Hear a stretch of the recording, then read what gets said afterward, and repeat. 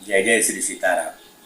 धर्म प्रेमी सज्जनों, आज मैं पंडित पुरुषोत्तम जी पांडे आप लोगों के समक्ष अपने सनातन धर्म की 4 अंक के बारे में कुछ बताने जा रहा हूं कि अपने सनातन धर्म में 4 अंक का क्या क्या महत्व है।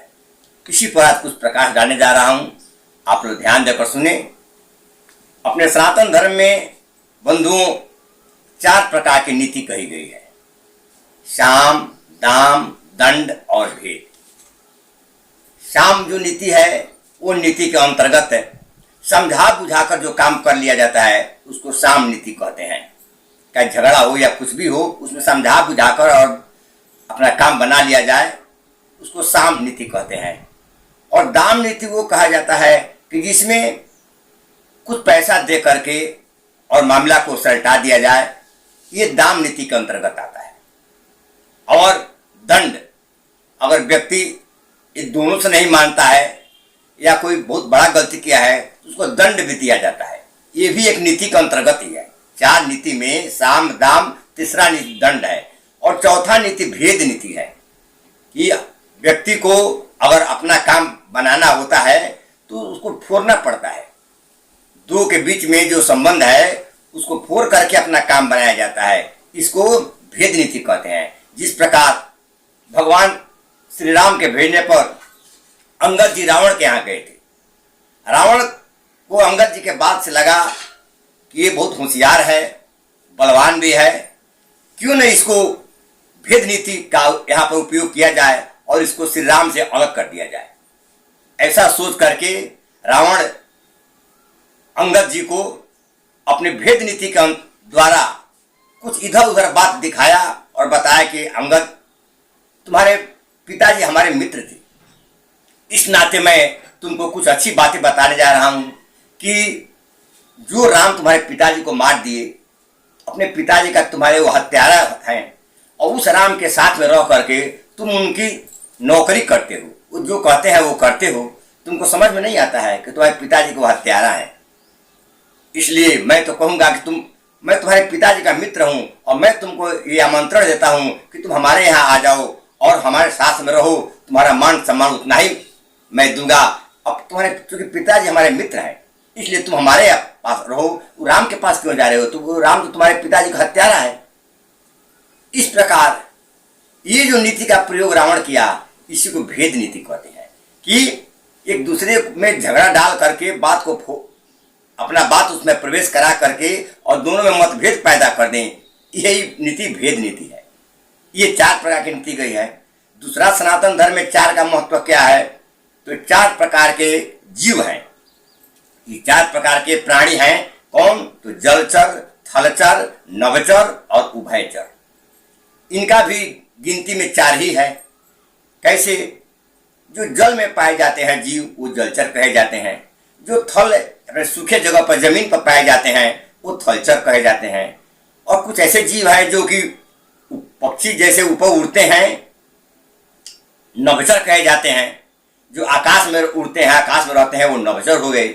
और जो दोनों जगह रहते हैं, जमीन पर भी रहते हैं, आकाश में भी रहते हैं, कहीं भी वो स्वच्छंद विचरण करते हैं, उनको उभयचर कहा जाता है। ये प्राणी भी 4 ही हैं।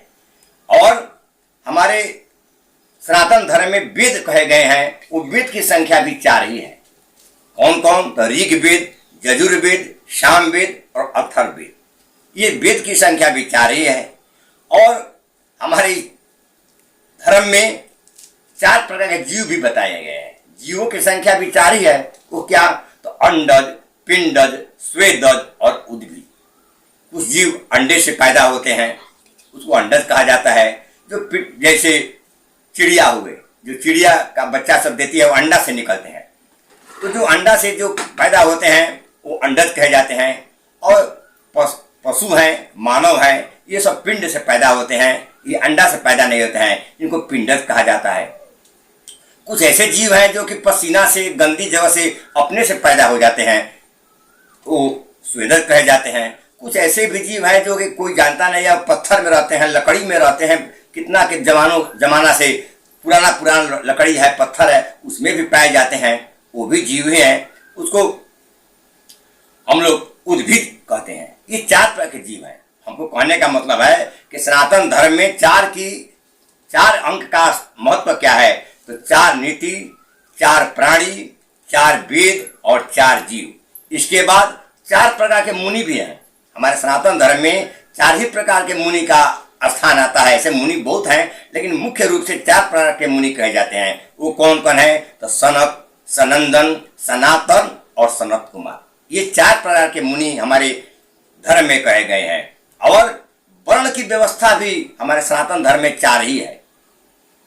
वो क्या है, तो ब्राह्मण, क्षत्रिय, वैश्य और शूद्र। ये 4 प्रकार की वर्ण व्यवस्था कही गई है हमारे धर्म में। और देखिए पुरुषार्थ की संख्या भी 4 ही है। अर्थ, धर्म, काम और मोक्ष, ये 4 पुरुषार्थ हमारे सनातन धर्म में कहे गए हैं। और धाम जो है उसका भी संख्या 4 ही है। वो धाम कौन कौन है, तो बद्री धाम, जगन्नाथ धाम, रामेश्वरम और द्वारिका, ये 4 ही धाम है। और अप्सरा जो है, अप्सरा की संख्या भी हमारे धर्म में 4 ही है। वो कौन है, तो रंभा, उर्वशी, मेनका और तिलोत्तमा। ये मुख्य रूप से 4 अप्सराएं कही जाती है। और हमारे जीवन में 4 प्रकार के गुरु भी हैं। ये 4 प्रकार गुरु कौन है, तो माता पिता, शिक्षक और आध्यात्मिक गुरु, जो हम लोग को धर्म के रास्ते पर चलने का मार्ग प्रशस्त करते हैं, वे आध्यात्मिक गुरु कहे जाते हैं। ये 4 प्रकार के गुरु भी है। और इतना ही नहीं बंधु, समय का देखा जाए तो हमारे सनातन धर्म में 4 समय व्यतीत होते हैं रोज रोज। कौन कौन, सुबह, दोपहर, शाम और रात्रि, ये 4 समय भी है।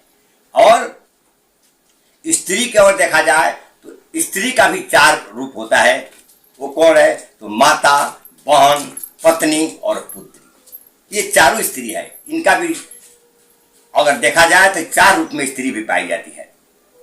और आश्रम, हमारे सनातन धर्म में 4 आश्रम हैं। वो कौन कौन आश्रम है, तो गृहस्थ आश्रम, वानप्रस्थ आश्रम, संन्यास आश्रम और ब्रह्मचर्य आश्रम, ये 4 प्रकार के आश्रम भी कहे जाते हैं। ये सबकी संख्या हमारे सनातन धर्म में 4 है।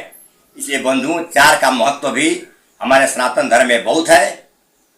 इसलिए आप लोगों के सामने इस बात को मैं रख दिया कि आप लोग भी ध्यान रखेंगे कि हमारे सनातन धर्म में 4 का महत्व कितना सुंदर है। आज इन्हीं बातों को आप लोगों के सामने रख करके और मैं अपनी वाणी को विराम देता हूँ। जय जय श्री राम।